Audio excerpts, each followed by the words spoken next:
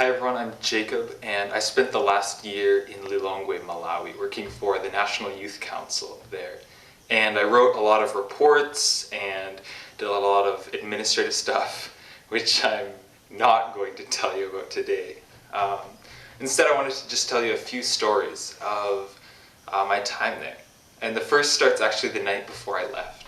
I was sitting in my living room talking to my mom, and kind of as a going away present, she told me a story. She told me about when I was 4 years old.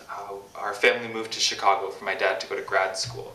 And every week my mom and I would take the train downtown to visit him on campus. I don't know if you've ever been to Chicago, but when you come up from a subway station downtown, there's a lot of homeless people, shaking change cups or hawking newspaper. And it was probably the first time for me that I came face to face with people who had overwhelming and pressing needs. And the difference between their lives and mine really upset me. There's a journalist, Andy Crouch, who argues that the powerful have a hard time seeing their own power and its effects. Power is hidden, especially to those who have it. For me, that moment walking up the stairs from the subway station into the crowded Chicago downtown, the system of unequal power was exposed, and I saw my place within it. My power was mapped. And my mom, who grew up in a bungalow in Hamilton, was understandably worried to have her 4-year-old interacting with Chicago's street people. But to her credit, she helped me engage rather than avoid. She told me, we can't feed everyone. But every week she would pack a little lunch, and we gave it to this one lady who we saw in a corner. Of course, that's a long time ago now. But in many ways, arriving in Malawi felt a lot like coming up from that subway station, walking up the stairs and coming face to face with my own power, my place in the system. Being asked for money while walking down the street was a daily occurrence. Malawi is extremely poor, the poorest in the world by some counts. And as you can see, there's a massive difference to come into this context as a Canadian. I quickly discovered that as a man with white skin, I had enormous power. I got called sir by people 20 years older. People called me boss. After dinner, I always got handed the bill.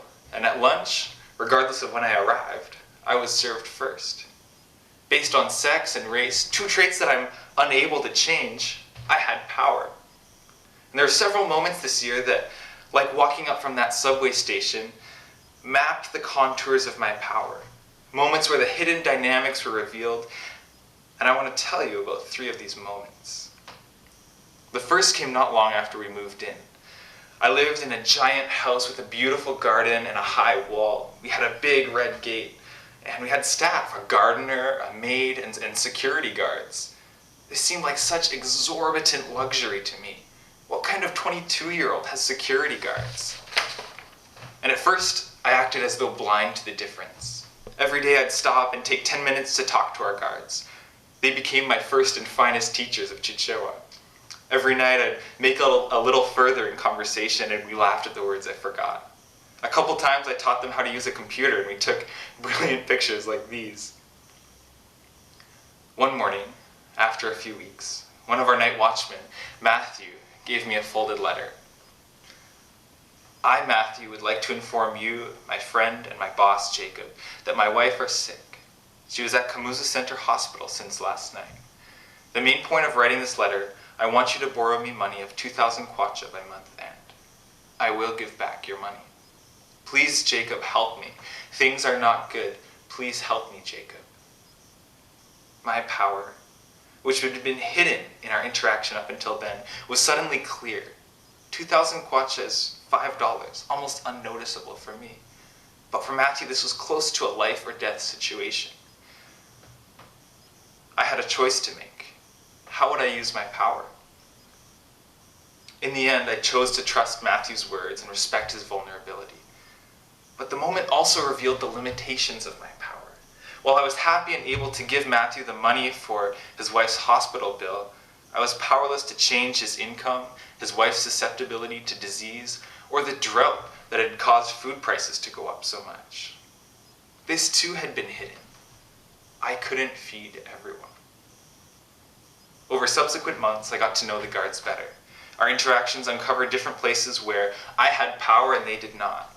Resources, education, mobility, technology.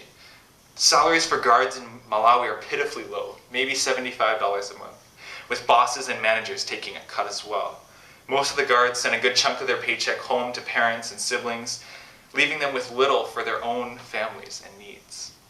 To supplement these meager salaries, our night guards would work during the day, molding bricks or driving Malawi's ubiquitous bicycle taxis. But after a full day of shoveling clay or pedaling up hills, staying up through the night to stand watch is almost impossible. A couple of nights we arrived home late and found ourselves locked out, the guards asleep in their small hut. So we talked to our host organization to see if they could gently ask the guard company to remind their staff to be awake to let us in. We made it clear that we didn't want them to get fired or in trouble, just that someone who spoke Chichewa could explain our situation to them. When I got home that afternoon, our guards were gone, replaced by a new set of faces. When I greeted one, "Buribwanji, how are you?" He stood straight and saluted blankly. Our old guards had been relocated. It's a strange moment.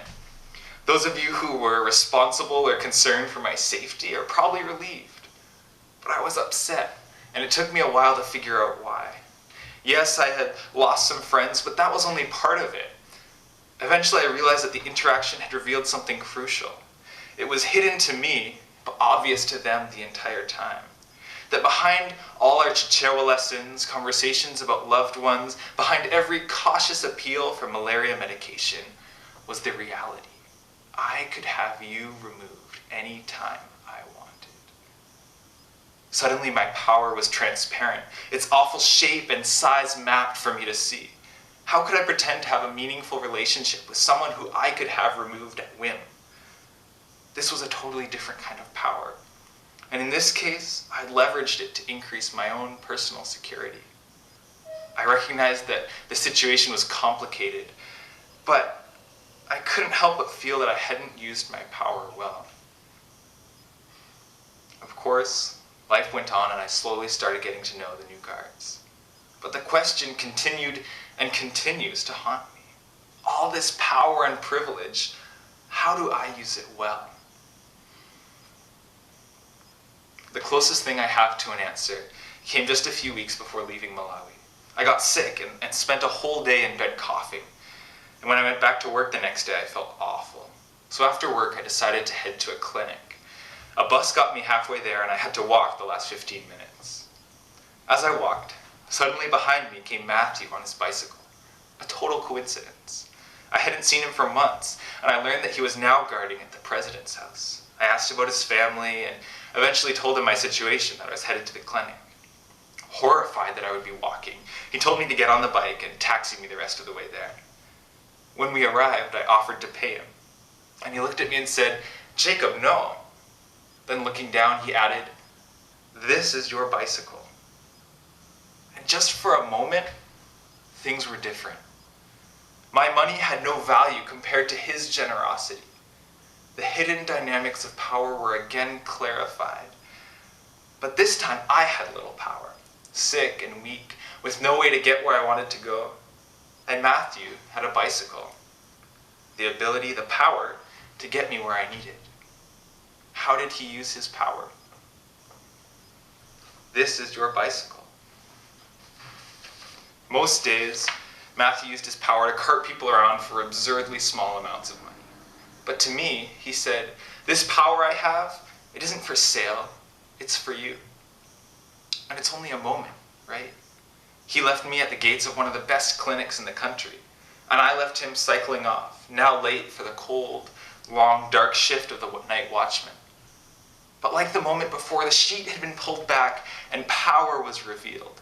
Power that was not hoarded or manipulated, gripped or grasped, but given for the sake of another. So how do you use power well? Come to grips with your own power. Expose it. Map its extensions and limitations. Walk up the stairs out of the subway station and do the uncomfortable work of meeting people different than you. Recognize your limitations.